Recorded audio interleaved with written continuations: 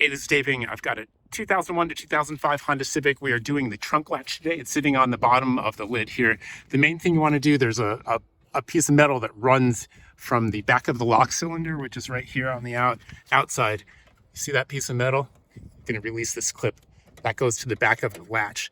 If we don't release that, we can't drop the latch down. So there's just two 10mm bolts in here. You can kind of see them right there.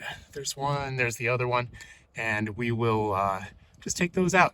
I use an impact in a junkyard, and take those out. The latch drops down, and there's a connector right here. This is the release from the inside of the cabin by the driver's seat. Just pull that down. And it is a little cold, so things are brittle.